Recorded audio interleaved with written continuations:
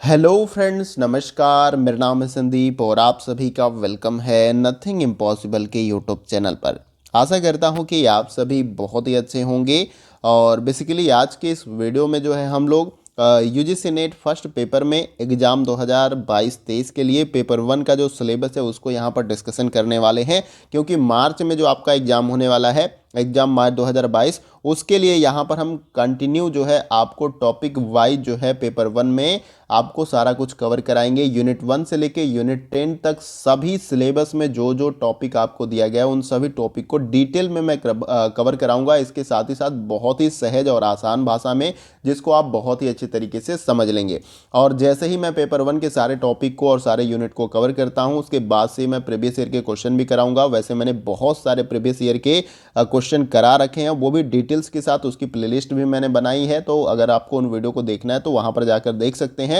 लेकिन बेसिकली हम यहाँ पर नई स्ट्रेटजी और नई तरीके से जो है अब मार्च में जो आपका एग्जाम होने वाला है उसको टैकल करने का प्रयास करेंगे। तो सबसे पहला स्टेप होता है किसी भी एग्जाम को क्रैक करने का, कि आपको जिस एग्जाम को देना है उसका सिलेबस आपके पास होना चाहिए, उसके सिलेबस के बारे में आपको पता रहना चाहिए। तो पेपर 1 जो है आपका कॉमन है। जितने भी विद्यार्थी हैं अलग अलग सब्जेक्ट के, चाहे ज्योग्राफी के हों, सोशियोलॉजी के हों, या फिर उनका कोई भी सब्जेक्ट हो, तो उनको पेपर 1 देना है, क्योंकि पेपर 1 जो है आपका कॉमन है। इसीलिए यहाँ पर सभी के लिए ये वीडियो हेल्पफुल है। पहले आपको सिलेबस को कवर करना है। सिलेबस आप डाउनलोड कर लीजिए, और ये जो मैं वीडियो सिलेबस का बना रहा हूँ इसका भी पीडीएफ आपको टेलीग्राम ग्रुप में प्रोवाइड कर दूंगा। तो वहाँ से सारा सिलेबस अच्छे से आप कवर कर सकते हैं। और इसके साथ साथ लिंक भी मैं दे दूंगा यूजीसी नेट की ऑफिशियल वेबसाइट की, वहाँ से भी जो है आप सिलेबस को डाउनलोड कर सकते हैं। तो यहाँ पर मेन टारगेट क्या होगा हमारा, जो मार्च में एग्जाम है उसको टैकल करना है, उसमें बेहतर स्कोर करने का प्रयास करना है, और पूरी तरीके से नई स्ट्रेटजी के साथ जो है हम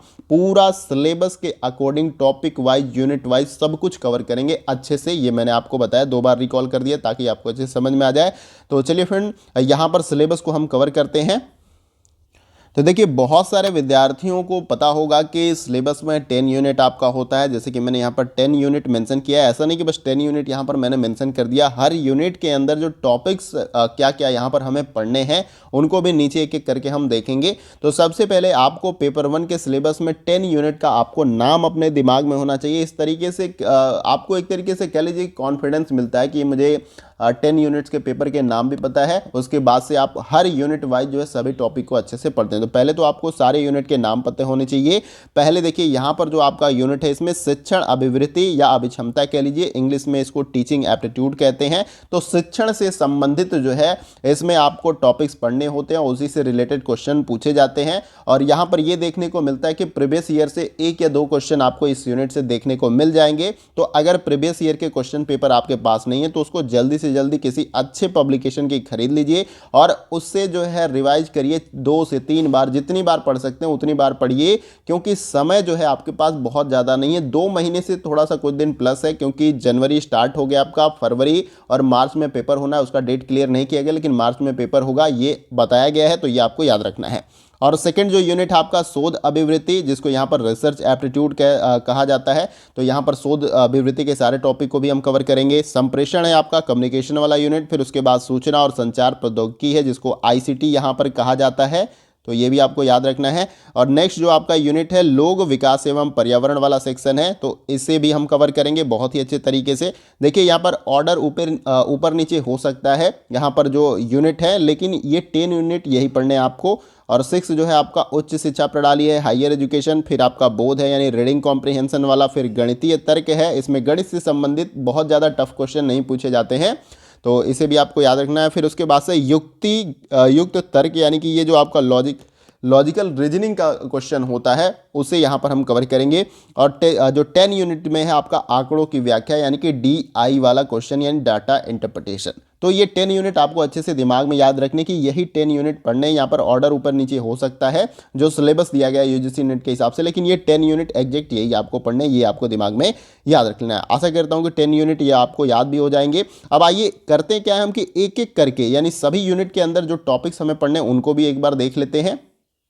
तो देखिए, यहाँ पर सबसे पहले आपका यूनिट नंबर 1 है शिक्षण अभिवृत्ति, जिसको यहाँ पर इंग्लिश में टीचिंग एप्टीट्यूड कहते हैं। तो इसको हम अच्छे से देख लेते हैं कि आखिर हमें टीचिंग एप्टीट्यूड में क्या कुछ पढ़ना है, जो कि सिलेबस में बताया गया है यूजीसी नेट की तरफ से। तो देखिए, सबसे पहले यहाँ पर आपको शिक्षण के बारे में, यानी शिक्षण की जो अवधारणाएं हैं उसके बारे में पढ़ना है, उसका उद्देश्य क्या है ये पढ़ना है। शिक्षण के स्तर जो हैं आपके, स्मरण शक्ति है, समझ है और विचारात्मक, इन तीनों स्तर के बारे में अच्छे से समझना है। यहाँ से क्वेश्चन पूछा जाता है, स्मृति स्तर और जो समझ स्तर है आपका, चिंतन स्तर है, तो ये काफ़ी इंपॉर्टेंट है। प्रीवियस ईयर के क्वेश्चन को आप देखेंगे तो इन टॉपिक से आपको क्वेश्चन देखने को मिल जाएंगे। फिर उसकी विशेषता क्या है, मूल अपेक्षाएं क्या है, ये सारा कुछ है। फिर उसके बाद से नेक्स्ट जो आपका टॉपिक इसमें होगा, शिक्षार्थी की विशेषताएं क्या है, यानी कि जो शिक्षार्थी या विद्यार्थी होते हैं उनकी जो विशेषताएं क्या है उनको जानना है। किशोर और वयस्क शिक्षार्थी की अपेक्षाएं क्या है वो भी हमें जानना है, शैक्षिक सामाजिक दृष्टिकोण से, भावात्मक और संज्ञानात्मक। और इसके साथ साथ व्यक्तिगत भिन्नताएं क्या है वो भी हमें पढ़ना है। सब कुछ मैं पढ़ाऊंगा टॉपिक वाइज, बहुत ही ईजी भाषा में। इसके साथ साथ मैं पिक्चर्स का भी इस्तेमाल करूंगा ताकि सारे कॉन्सेप्ट आपके दिमाग में अच्छे से सेव हो जाए और यहाँ से जब क्वेश्चन पूछे जाए आपके एग्जाम में तो आप उसे बहुत ही आसानी के साथ यहाँ पर कवर कर लें। देखिए, नेक्स्ट यहाँ पर जो हमारा पॉइंट होगा इसमें कि शिक्षण प्रभावक तत्व के बारे में पढ़ना है, शिक्षक के बारे में, सहायक सामग्री क्या होती है टीचिंग्स में वो पढ़ना है हमें, संस्थागत सुविधाएं क्या है उसके बारे में जानना है और शैक्षिक वातावरण क्या होता है इसके बारे में भी हमें शिक्षण अभिवृत्ति के अंतर्गत पढ़ना है। आप सभी को पता है कि कैसे आप बार बार बात करते हो, माहौल होना चाहिए पढ़ाई का, तभी बच्चा पढ़ेगा। अगर आसपास में खूब बाजा बज रहा है, साउंड से लाउडली आवाज़ आ रही है तो आप पढ़ नहीं पाओगे क्योंकि वातावरण वहाँ पर नहीं है। तो शैक्षिक वातावरण के बारे में जानना है। नेक्स्ट जो आपका इसमें उच्च अधिगम संस्थानों के शिक्षण पद्धति के बारे में जानना है। जो उच्च शिक्षण संस्थान है उसमें किस प्रकार की शिक्षण पद्धति चल रही है उसके बारे में जानना है। अध्यापक केंद्रित बनाओ, शिक्षार्थी केंद्रित जो टीचिंग मेथड्स है उसको जानना है। और इसके साथ साथ ऑफलाइन बनाओ, ऑनलाइन पद्धति जो है उसके बारे में जानना है। ऑनलाइन पद्धति में आपका स्वयं है, स्वयं प्रभा, मूक इत्यादि, इनसे क्वेश्चन आपको देखने को मिलेगा एग्जाम में क्योंकि प्रीवियस ईयर में पूछे गए, ये भी आप देख सकते हैं। देखिए, आगे जो इसमें मैंने बताया कि शिक्षण सहायक प्रणाली के अंतर्गत परंपरागत और आधुनिक और आईसीटी आधारित जो शिक्षण प्रणाली है उसके बारे में हमें जानना है। अगला जो इसमें होगा टॉपिक, मूल्यांकन की जो प्रणालियाँ होती है डिफरेंट टाइप के, जैसे कि मूल्यांकन के तत्व और उसके प्रकार के बारे में जानना है। उच्च शिक्षा में विकल्प आधारित क्रेडिट प्रणाली में मूल्यांकन और कंप्यूटर आधारित परीक्षा, मूल्यांकन पद्धतियों में नवाचार, इन सबको जो है हम टीचिंग एप्टीट्यूड यानी शिक्षण अभिवृत्ति वाले यूनिट के अंतर्गत कवर करेंगे। तो इतना सिलेबस आपको पता रहना चाहिए, मोटा मोटा आपको पता रहना चाहिए कि शिक्षण अभिवृत्ति के अंतर्गत हमें क्या कुछ पढ़ना है। तो आशा करता हूं कि सिलेबस आपको शिक्षण अभिवृत्ति वाला अच्छे से क्लियर हो गया। आइए अब नेक्स्ट यूनिट में किस किस टॉपिक को हमें पढ़ना उसको भी देख लेते हैं। देखिए, हमारा नेक्स्ट यूनिट यहाँ पर है आपका यूनिट नंबर 2, जिसमें शोध अभिवृत्ति वाले यूनिट से, जिसको इंग्लिश में रिसर्च एप्टीट्यूड कहते हैं, क्या कुछ टॉपिक हमें पढ़ना है उसके बारे में आपको यहाँ पर देख लेना है। शोध, देखिए शोध के अर्थ के बारे में, प्रकार और उसकी विशेषताएं क्या होती है ये हमें जान लेना है। अब देखिए, शोध के बारे में हमें क्यों पढ़ना है। देखिए, ज़्यादातर विद्यार्थी जो है, मालूम है कि आपको असिस्टेंट प्रोफेसर का एग्जाम देना है, असिस्टेंट प्रोफेसर बनना है, वो अलग की बात है, लेकिन यहाँ पर बहुत सारे विद्यार्थी ऐसे होते हैं जिनको रिसर्च कार्य में जाना है, शोध करना है। तो यहाँ पर शोध की जानकारी आपके पास या रिसर्च मेथड्स के बारे में आपको पता रहना चाहिए, इसलिए यहाँ पर शोध अभिवृत्ति वाला यूनिट मेंशन किया गया और इससे क्वेश्चन आपसे पूछे जाते हैं। यहाँ पर देखिए, प्रत्यक्षवाद एवं उत्तर प्रत्यक्षवाद और शोध के उपागम, ये सारा टॉपिक हमें पढ़ना है। और शोध की पद्धतियाँ, तरीके कौन कौन से हैं, प्रयोगात्मक, विवरणात्मक, ऐतिहासिक, गुणात्मक, मात्रात्मक, ये जितने भी विधि दी गई हैं या पद्धतियाँ दी गई हैं शोध की, इन सबको हमें पढ़ जाना है। और देखिए, अगला पॉइंट जो है इसमें शोध के चरण और शोध प्रबंध एवं आलेख और उसके साथ साथ फॉर्मेट और संदर्भ की शैली, ये भी हमें पढ़ना है। शोध के चरण का मतलब स्टेप, यानी कि जब आप रिसर्च करने जाते हैं तो आपको एक स्टेप बाय स्टेप करना होता है, तब जाके आप किसी एक निष्कर्ष पे पहुंच सकते हैं। तो सारे स्टेप्स को हम जानेंगे जब टॉपिक शोध के चरण वाले को कवर करेंगे हम।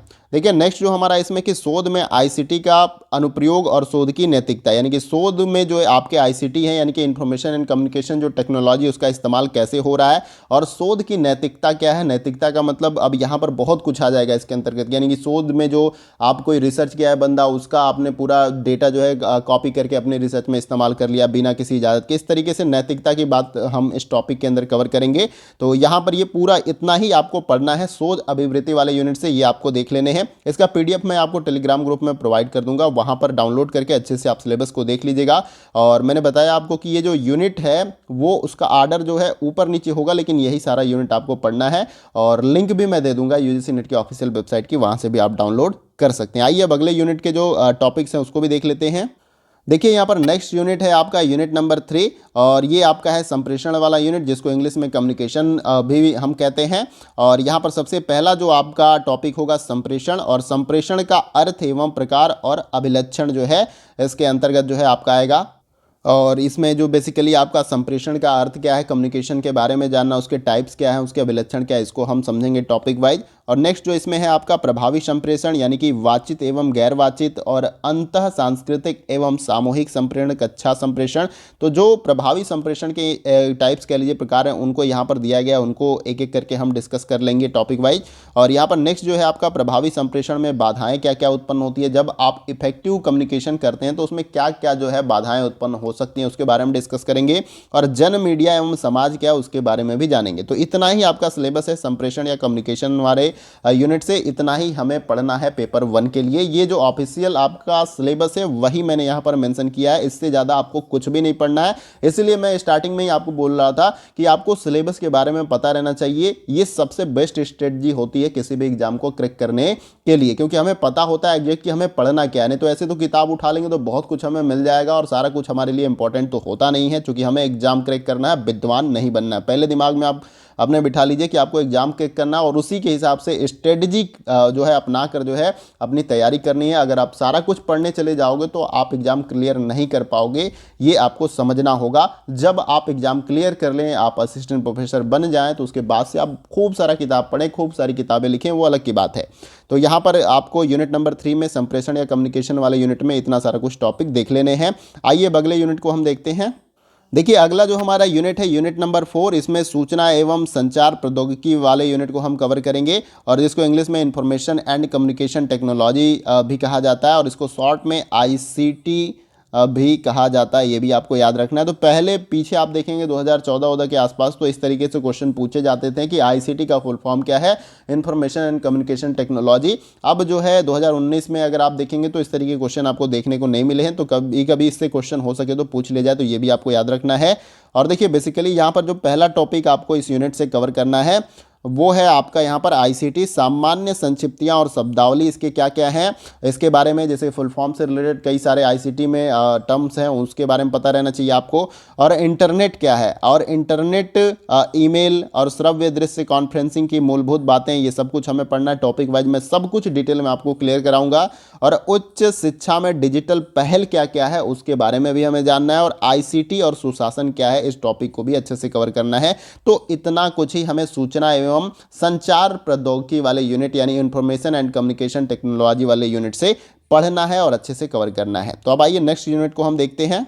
देखिए नेक्स्ट जो आपका यूनिट है इसमें यूनिट नंबर 5 है लोक विकास एवं पर्यावरण। तो यहाँ पर इंग्लिश में इसको पीपल डेवलपमेंट एंड इन्वायरमेंट भी कहा जाता है। तो इसमें सबसे पहला जो आपको टॉपिक यहाँ पर पढ़ना है, विकास और पर्यावरण के संदर्भ में मिलेनियम विकास और संपोषणीय विकास के लक्ष्य के बारे में आपको पढ़ना है। इसके साथ साथ मानव और पर्यावरण सम व्यवहार के बारे में, इसमें निर्जातीय क्रियाकलाप और आपका पर्यावरण पर उनके प्रभाव क्या हैं ये भी जानना है। और पर्यावरण जो पर्यावरण परक मुद्दे हैं उसके बारे में जानना है, जैसे स्थानीय, क्षेत्रीय, वैश्विक, वायु प्रदूषण, जल प्रदूषण, मृदा प्रदूषण, ध्वनि प्रदूषण, अपशिष्ट में ठोस, तरल, बायो मेडिकल, ये सारे प्रदूषण के बारे में हमें पढ़ना है। वर्तमान समय में प्रदूषण से बहुत सारी समस्याएं उत्पन्न हो रही है, ग्लोबल वार्मिंग जैसी प्रॉब्लम आप देख सकते हैं, सारा कुछ हम इसमें बात करेंगे। जो कन्वेंशंस हुए हैं, कॉप हुए हैं, जिनेवा हुए हैं, इसके साथ साथ पेरिस है, इस सारे समझौते को भी हम डिटेल में यहाँ पर इस यूनिट के अंतर्गत जानने का प्रयास करेंगे।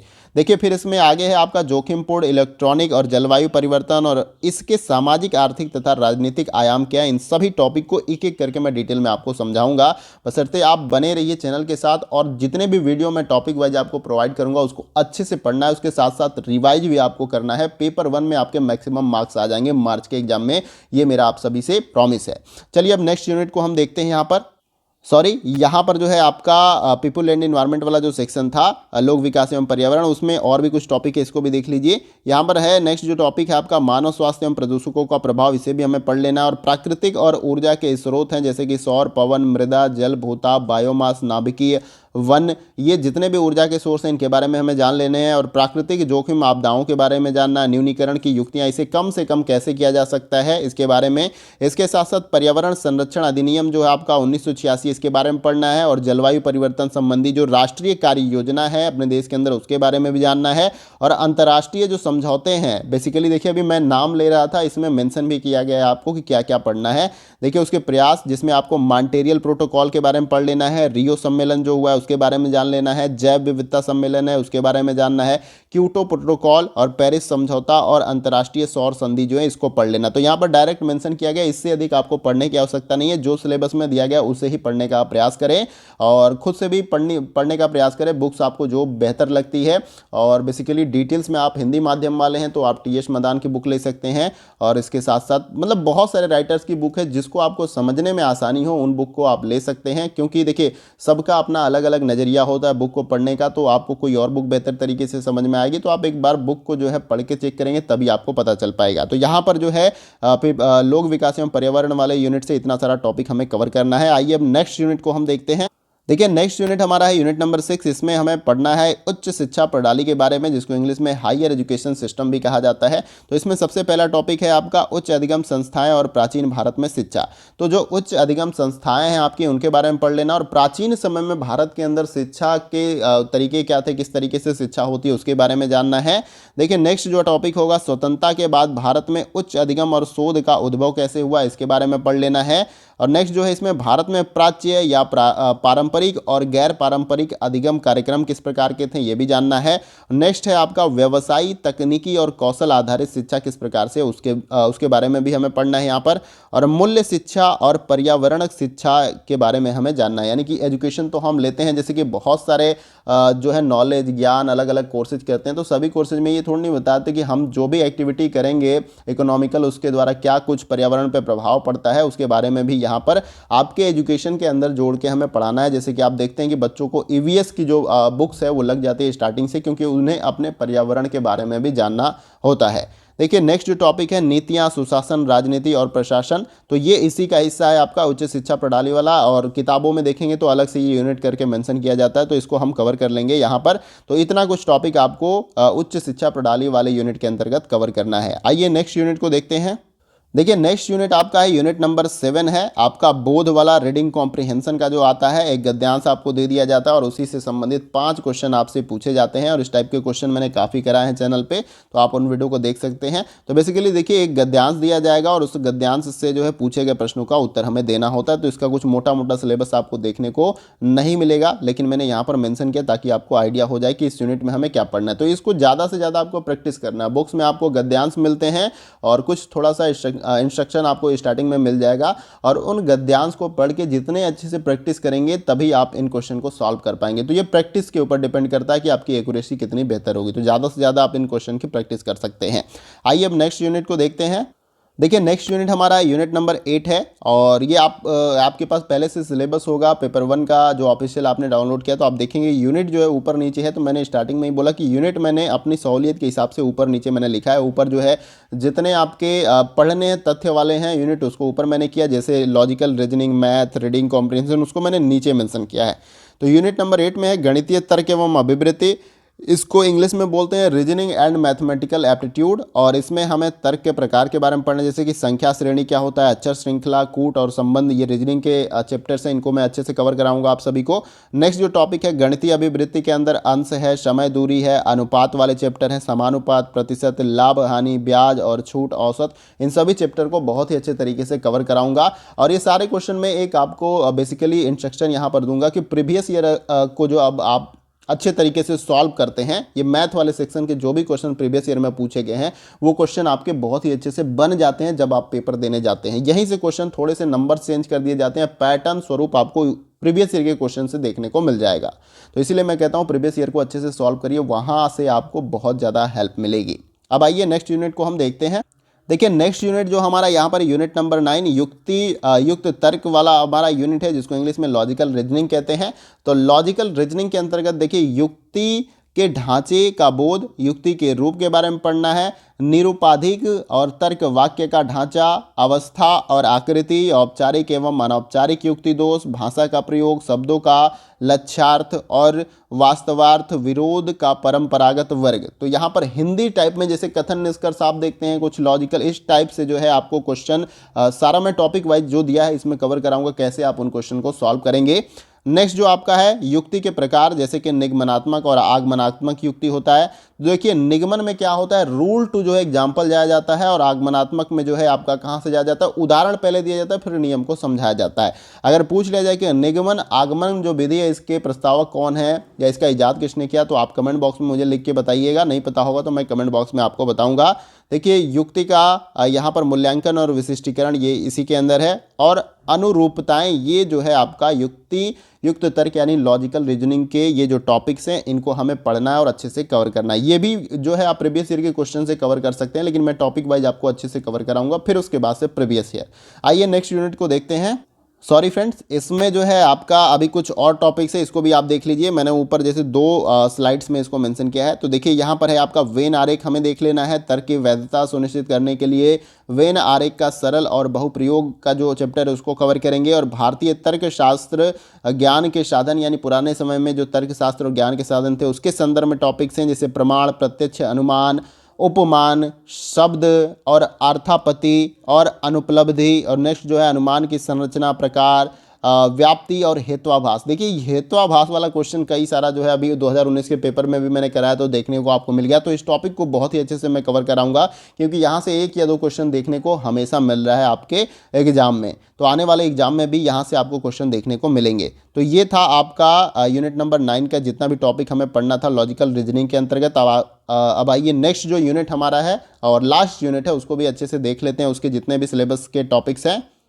देखिए ये हमारा है यूनिट नंबर 10, और यहाँ पर जो है पेपर 1 का सारा सिलेबस आपका कंप्लीट होता है। इसके टॉपिक्स को मैं बता देता हूँ। ये है आंकड़ों की व्याख्या, जिसको इंग्लिश में डाटा इंटरप्रिटेशन कहते हैं। तो यहाँ पर भी डाटा से संबंधित एक चार्ट आपको देखते हैं दे दिया जाता है, और यहाँ से संबंधित आपके 5 क्वेश्चन पूछे जाते हैं, और इसके भी मैंने कई सारे क्वेश्चन आपको कराए हैं प्रीवियस ईयर के, और उसी पैटर्न पे आपको आपके एग्जाम में क्वेश्चन देखने को मिलते हैं। तो देखिए इसमें बेसिकली आंकड़ों के स्रोत के बारे में हमें पढ़ना है, प्राप्ति और उनका वर्गीकरण कैसे किया जाता है, गुणात्मक एवं मात्रात्मक आंकड़े कैसे होते हैं उनको जानना है, और देखिए चित्रवत वर्णन यानी कि bar chart, histogram, pie chart, table chart और रेखा चार्ट और आंकड़ों का मान चित्रण। तो आप ये सब देखते होंगे। ये जो पाई चार्ट है, टेबल चार्ट मैंने आपको कराया, तो एक तरीके से ये आपका पाई चार्ट है, इसमें कुछ डेटा दिए होते हैं इससे संबंधित, जैसे कि मैंने बताया क्वेश्चन पूछा जाता है। तो ये है आपका।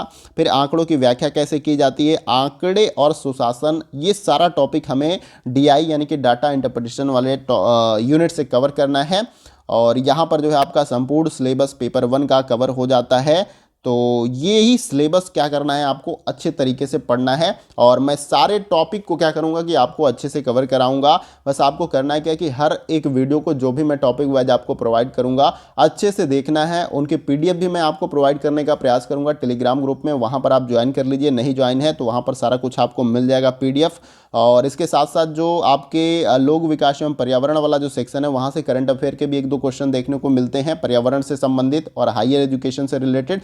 तो इनके जो करंट अफेयर होंगे इंपॉर्टेंट, उनको भी मैं 2 से 3 दिन में जो भी लगते होंगे कि आपके एग्जाम में बन सकते हैं उनको भी कवर कराने का प्रयास करूंगा। तो मेरा प्रयास रहेगा कि जो मार्च में आपका एग्जाम होने वाला है उसको बहुत ही अच्छे से टैकल किया जाएगा और मैक्सिमम स्कोर लाने का हम लोग प्रयास करेंगे। और आपको ज़्यादा से ज़्यादा मेहनत करनी है। मैं अपने तरफ से पूरा एफर्ट करूँगा कि आपकी ज़्यादा से ज़्यादा हेल्प करूँ, सारे टॉपिक को क्लियर करूँ, प्रीवियस ईयर के क्वेश्चन को कवर कराऊँ, प्रैक्टिस सेट क्वेश्चन को कवर कराऊँ। अब आप ये नहीं मुझे कह सकते हैं कि सर आप बस क्वेश्चन कराते हैं, प्रीवियस ईयर के क्वेश्चन सॉल्व कराते हैं। यहाँ पर मैं सारे टॉपिक्स को कवर करूँगा। मुझे चाहे जितना भी मेहनत करना हो सारे टॉपिक को कवर करके आपको पूरा सिलेबस कंप्लीट कराऊंगा पेपर 1 का।